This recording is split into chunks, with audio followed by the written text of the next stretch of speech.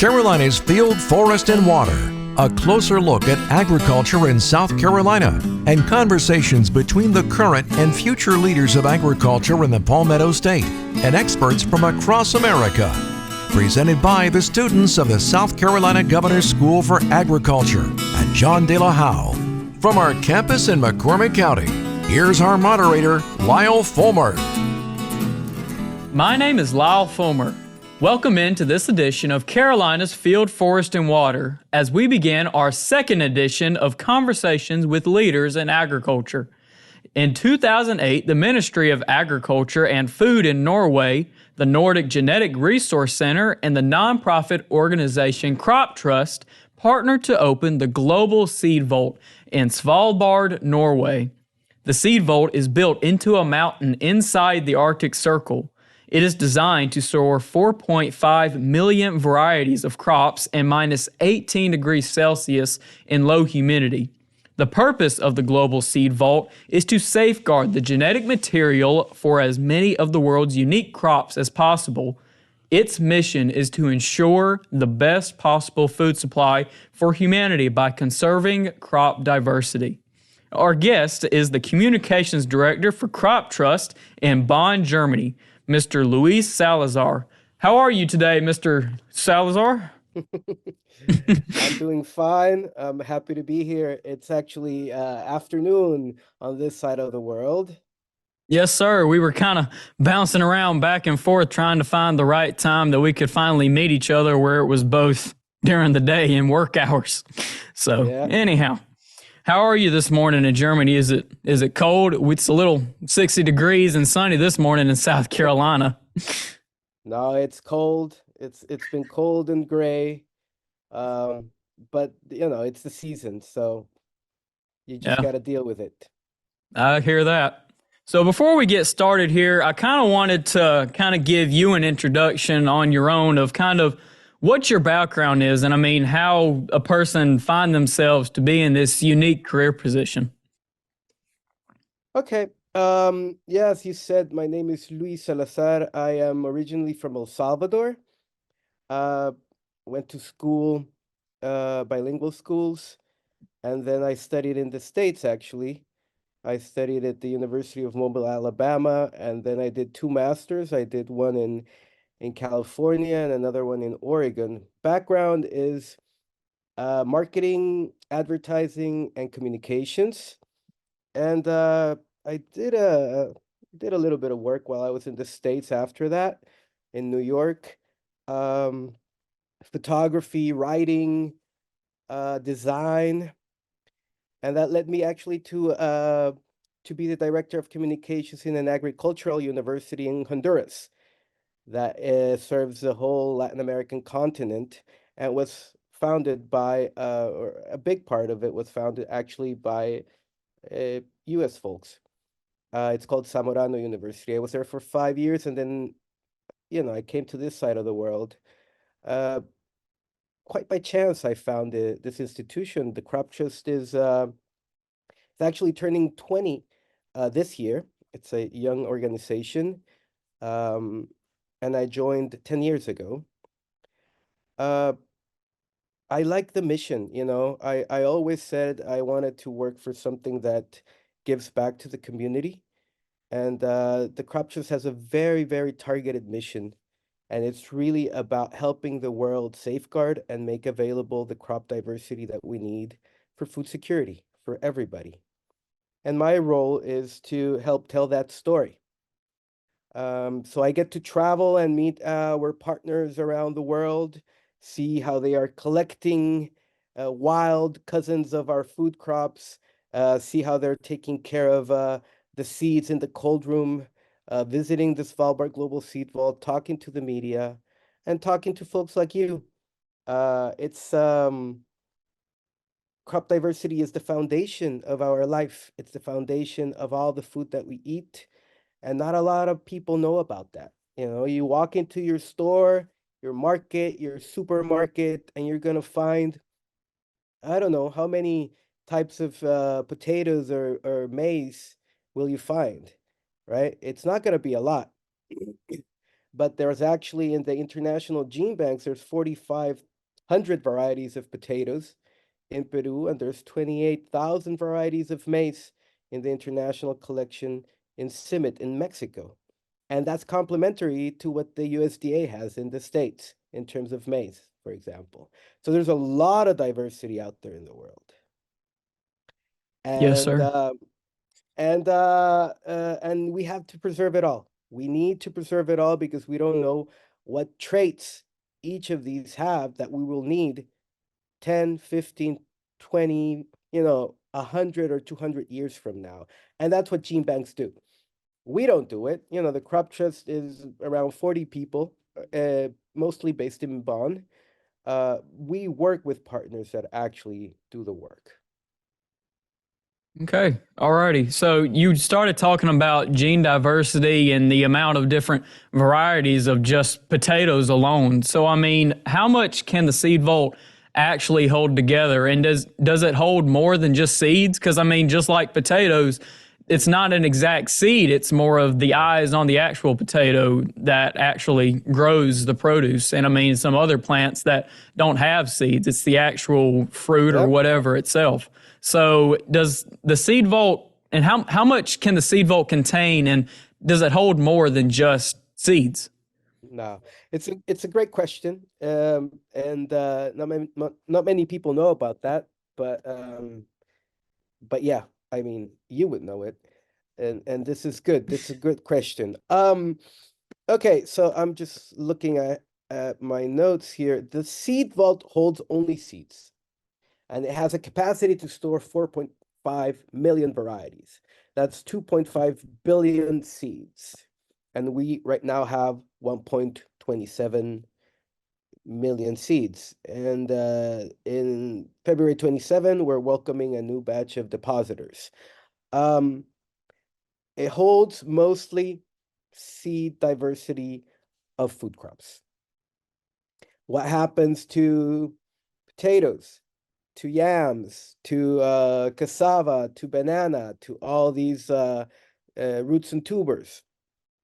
These are conserved in gene banks in test tubes or in what's called cryopreservation, because you want to keep, you want to be faithful to the initial diversity, and you can't do that by seed in the case of potatoes or sweet potato.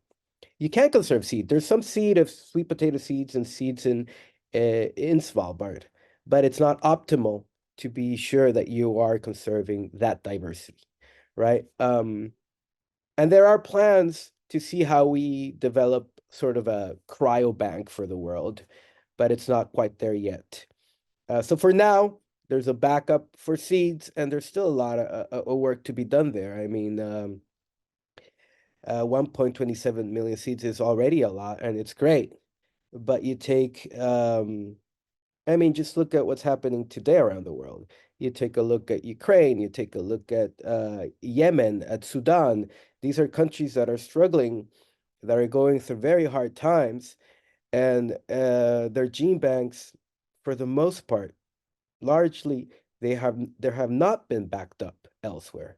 And it's not just a country that is, going through strife. Many countries have their gene banks, their collections aren't backed up. It's expensive. It takes a lot of time, a lot of space, a lot of work, and there's more urgent things going on around the world that we sometimes forget that, sometimes these things that are more important in the long term, we must take care of them. And this is one of the reasons why the crop trust was created, to remind the world and to find ways to help these long-term efforts actually, happen. Yes, sir. And I mean, I've got that exact question kind of mentioned in my notes here. Is that kind of the real difference between just your local seed bank and then the actual seed vault? Would you describe that as kind of the difference there? We see it as we see it as a global network. And that, um, for us, the seed vault is the backup, the global backup. It's one pillar of the system, But it is not the most important one. Globally speaking, and ours is a global mission, the international gene banks, there's 11 of them located around the world, mostly where our most important food crops come from. So you'll find, for example, the International Rice Research Center in the Philippines. This is the region where rice comes from. And that's where you will find, 200,000 varieties of rice in that international gene bank. That's one of 11, and together they hold the most complete and important diversity that is shared with the world. That, if you are a breeder in the United States, or, or you have a friend wherever in Argentina and you request that seed, they will ship it to you. That's an international gene bank. That's their job.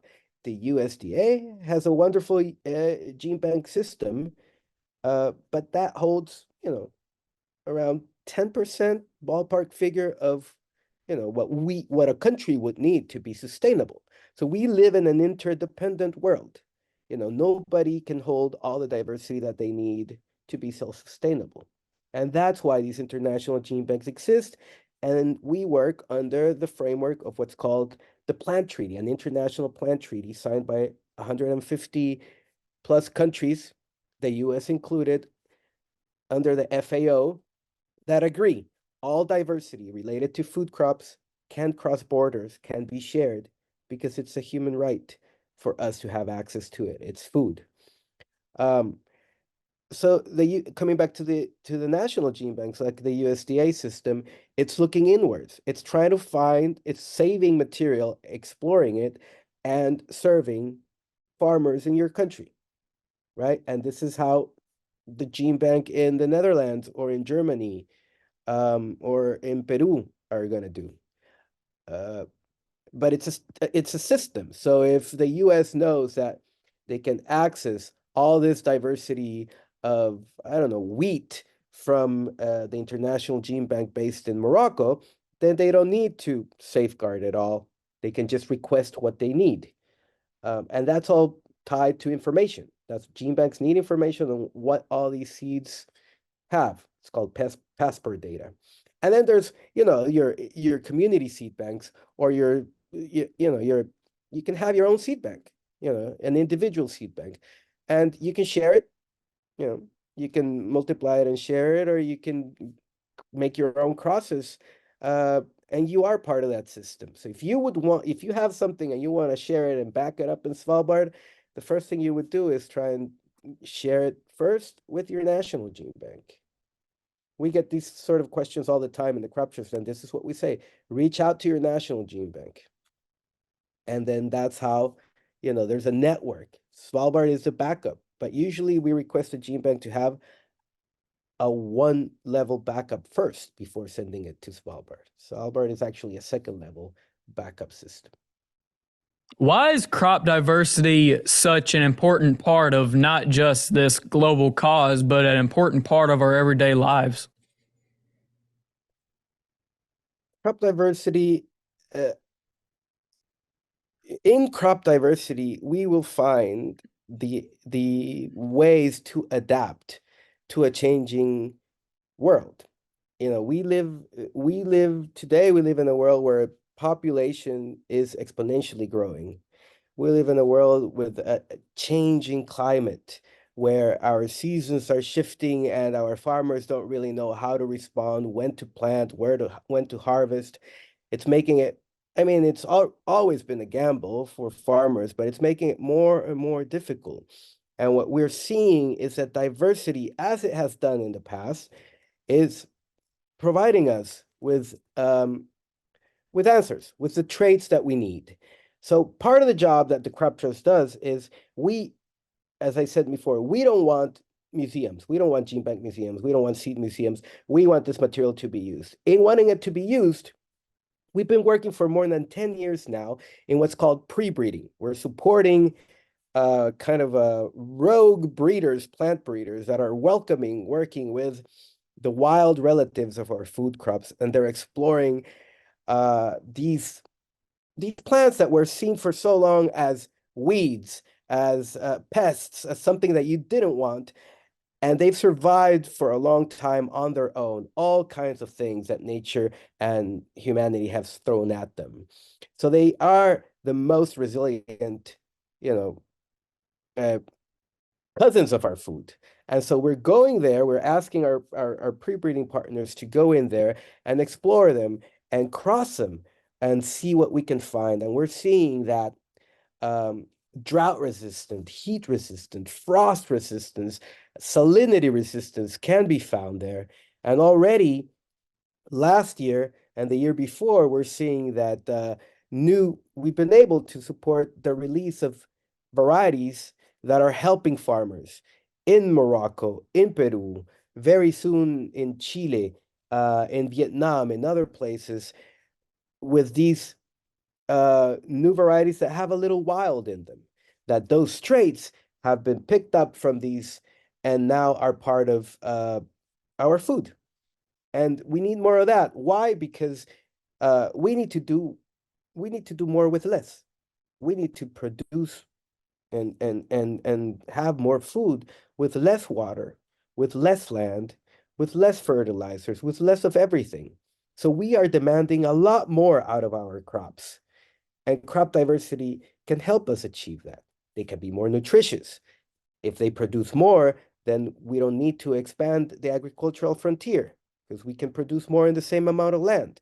And this is helpful for, especially for the, the very poor farmers around the world that can't. They just have a small plot. They have to produce as much as they can there. So high yield is important. Nutrition is important. The fact that that they can be pest resistant or survive droughts. All that you go back to crop diversity. You can find it there, and you can make these. And this is happening. This is happening already. But if we didn't have that diversity, then we would be even in a harder, in a more difficult position. And I say that because breeding new crops takes more than a decade, a lot more. And the world is changing faster, and we have to adapt at a quicker pace. So it's not enough, it's a big deal to conserve it and make it available, but we have to use it. And to use it, we need to make it enticing. And this is part of what we do. I hope that helps. So, what is the United States' role in this united mission? Uh, the US is a big player and is a partner to us. Actually, the US is one of our top three supporters, donors, with Germany and Norway. Um, they all believe that crop diversity is a global common good, that we all, deserve and should have access to this diversity. And the US, with its big system of conservation, its gene bank system, has been for years and years sharing the material that they have with the world. Now they're officially, well, quote unquote, officially doing it under this plant treaty that I mentioned, the FAO International Plant Treaty, that was signed and ratified a few years back. And this is kind of to keep track of, who is actually being a good player in this interdependent world that we live in. The US has known this for a long time, and and and the US knows that, to feed such a huge population, they do need this diversity. They do need to adapt. And and another fact that is very important, I think, is that most of this diversity is coming from the South, has been coming from the South. So, you have to have a good relationship with your neighbors. Um, and you have to be a player. Nobody, the days of thinking of self-sustainability are gone. We can't be thinking like that. We live in a global village, and we have to act that way. So yeah, for us, the US is a leader, and we thank their support. And you kind of mentioned just a few minutes ago about how you had a new shipment of seeds coming in. Are y'all still filling up the seed vault, or do the seeds have a limited time that they can last in the seed vault? How long exactly can they last? Um, okay, so that's two questions. Seeds, they don't last forever, not even in optimal conditions. But it depends on the seed. So, wheat, it can last, properly conserved 200 years or more. Uh, lettuce around 50. But the seed vault is not, it's not close to being 50 years old. Uh, at some point, gene banks are going to have to say, okay, we need to refresh our seed in Svalbard and send seed back. And then the seed vault's going to ask, what do you want us to do with the old seed? You want it back? Or you want us to to destroy it? It belongs to the depositor. All the seeds that are in the seed vault, they're there under a black box system. It's just like your local bank. You can have a black box, and that means that nobody can open it and nobody can retrieve it except yourself. And that's an agreement that allows a lot of gene banks to trust in the system and to be able to say, yes, I want to send them all the way to the Arctic Circle, deep inside a mountain, and leave my seeds there, because they are the only ones that can retrieve it.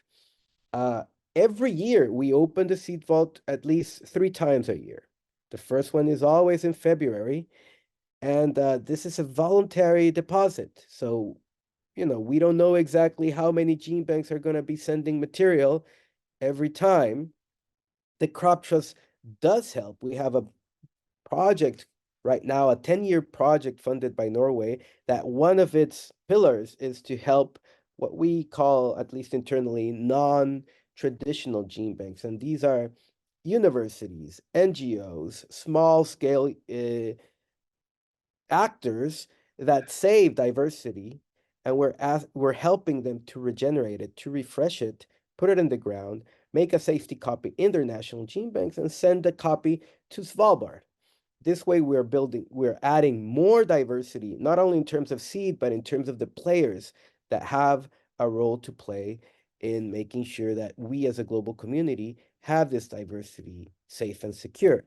So later this month, uh, colleagues of mine are going to be up there welcoming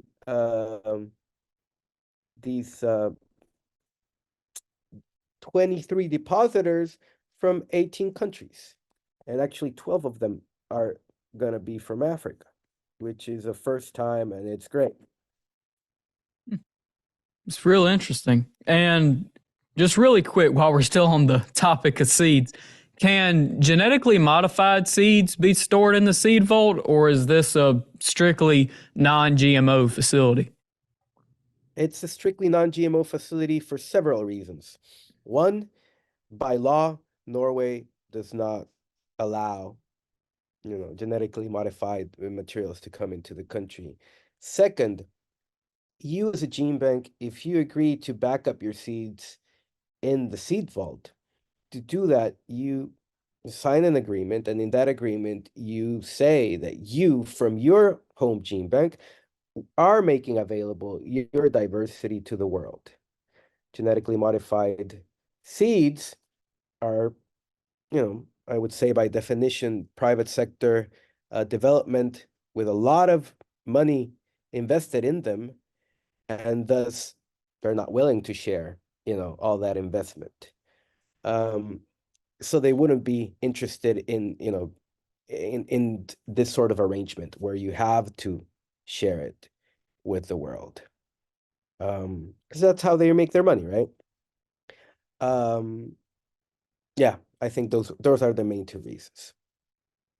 Okay. All righty. And real quick, can you kind of paint us a picture of the seed vault? Can you kind of describe kind of the conditions and kind of what all entails if you were to just walk in the front door and kind Yeah, of the sure. things you have to go through? Yeah. I invite you to go and visit. We actually developed a tour, a seed vault tour, where you can actually go and visit the seed vault online and walk down. So it's in a mountain top. Um, so there's this archipelago in the Arctic Circle that belongs to Norway, and in the biggest island close to the biggest town, which is called Longyearbyen, and it has around 2,000 people. There's actually more polar bears than people there. You find the seed vault, and the seed vault is between the town and the airport. So, you can actually see it from the airport. You drive like 10 minutes, and you go up the mountain, and there are two buildings. There's a seed vault, and there's what we call the technical building right in front. The seed vault, um, people say, it looks like out of a James Bond movie. It's just very, very nice and modern looking infrastructure. Um, and what you go in, and it's just a small room, and this is where we keep the seeds initially. And then you open the door and you start going down this long 250-meter tunnel deep inside the mountain. And as you get down there, you'll walk into what we call the cathedral. It's just a big, big sort of cave that leads to 3 rooms. And the middle one is the one that we started filling out from the beginning, and that's already full. And now we're filling the one on the left. And the one on the right is empty, completely empty. It just has a few shelves. What do you see when you walk into these rooms is really just a lot of shelves with boxes from all over the world. Big boxes that have inside seeds that are housed in little bags. They're airtight, sealed. There's special bags, um, threefold, to make sure that nothing happens to the seeds. Um, and they're just stacked, one on top of the other. They're all different colors. They're from all over the world. Um, and it's cold. It's -18. If you go into the mountain and for some reason, if you go into the mountain and there is no artificial support, then you'll be there around at -4, depending on the season of the year. And we help it cool it down further to -18, which is the optimal. But, keeping -18 there is easier and less expensive than doing so, in India or in Mexico or, Colombia. And this is what gene banks do around the world. They have to keep their seed at -18. Uh, that's it. It's a refrigerator inside a mountain. It's a huge refrigerator inside a mountain, and nobody works there. We open it 3 times. Um, people from, it's owned by the Norwegian government. It was built by the Norwegian government, but we co-manage it, with the Ministry of Ag, Norwegian Ministry of Ag, the Crop Trust, and Norgen, which is the gene bank for the Nordic countries in Europe, and they are the ones in charge of the technical side. The Seed Vault coordinator, he is in touch with all the gene banks, and he welcomes the boxes, and it's the Norgen team that can walk in there with the boxes. Nobody else can really walk in there. Yeah. Okay. All righty. Can you, real quick, kind of also describe the process? Now, you kind of mentioned before that anyone can really donate seeds to go into the seed vault. So, can you kind of describe the process that a seed goes through as it's getting donated or put in through, say, a country to be into the seed vault? Kind of that process. Yeah. Let me take a step back here. It's not that anybody can donate it, it's that if you have Okay. something interesting and you want to share it, or you want to help make sure that it's there for the long term, you can offer it to, your national gene bank. But maybe they already have it, right? Or maybe they just don't have the capacity. When when you assume a collection, it doesn't mean that you, like the seed vault, you just leave it there. A working gene bank, you have to constantly make sure that that material is going to be alive today and tomorrow. That means that you do viability testing periodically.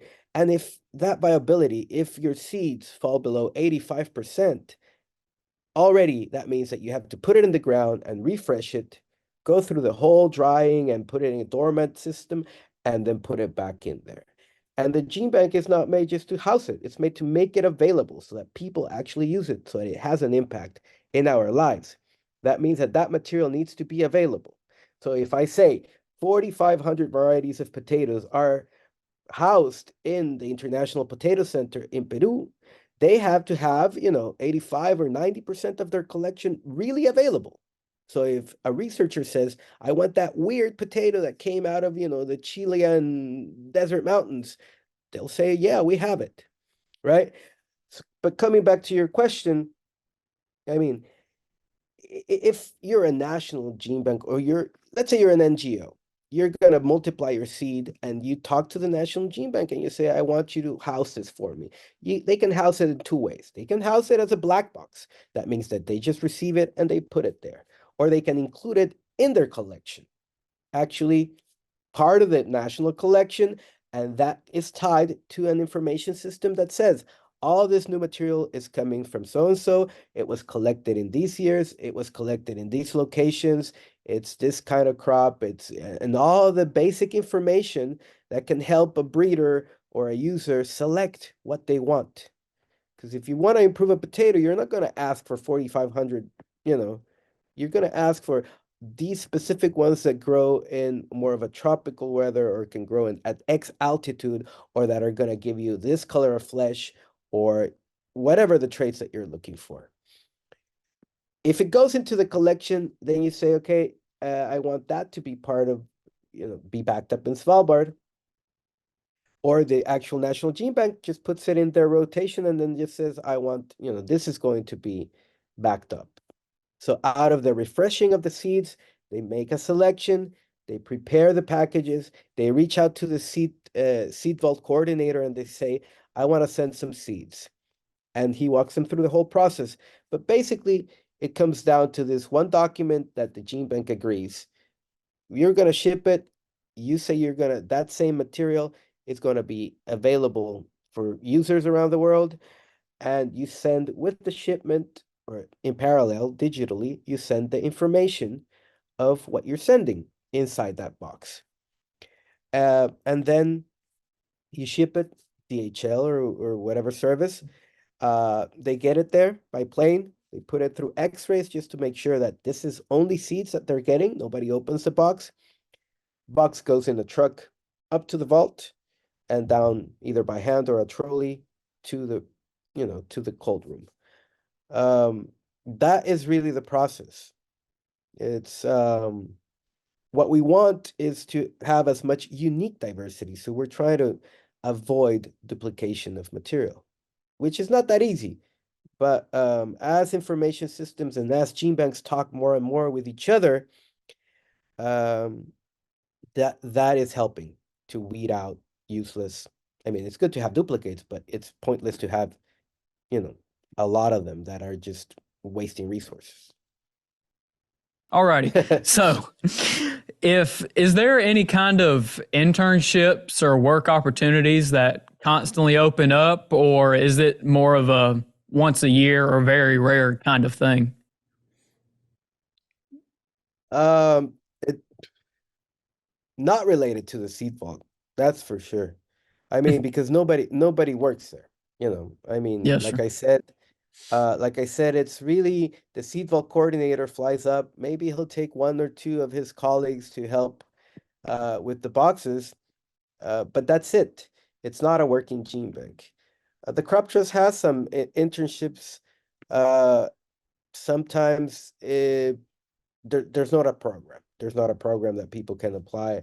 I think that people that have come into the Crop Trust or spent some time there as interns, it's been, standalone cases, I would say. We have one fellowship It's a yearly fellowship, but that comes from it actually comes from a university based in Memphis, and they have the program. They select the person, and then they send that person to us for a year. And it's been great. Um, it's a diverse organization. You know, these 40 people, we are from all over the world. Um, but you know, a good degree of my colleagues are from the US. Okay. Did you ever really think that you would be working for this global cause? And if so, I mean, when did you really decide that you wanted to do something like this? No, no. When I graduated high school, you know, in El Salvador, I just thought, you know, I'm gonna go to a, you know, national university here and make my life in my country. And it's just, you know, life throws you curveballs. And pretty soon I was studying in Mobile. And from there, you know, just things started opening up. It- I think you just have to be prepared and kind of follow what you want. I mean, you know, I spent a couple of years there, looking for a job that would interest me. I had that luxury at one point in my life where I could wait. And I did, you know, I even did, you know, taking care of a couple of young girls. I would go pick them in school. I would help them with their homework while I was searching for something that I really, really wanted to do. And I'm very happy that, you know, I'm part of the Crop Trust and of this effort. Yeah. What do you think you'd say to anybody that would want to be a part of something like this if given the opportunity to rise? Um, I think, I mean, you just in whatever area that you're studying, whatever your passion is, you just have to try and be the best that you can. I mean, I think that the competition is with you. You yourself need to, you know, kind of grow and improve and be open to opportunities. Um, I think a lot of people are sometimes afraid, you know, of saying, "Oof, I'm going to the other side of the world," or "I'm going to a place where, yeah, I don't speak the language," or "I don't know what they eat."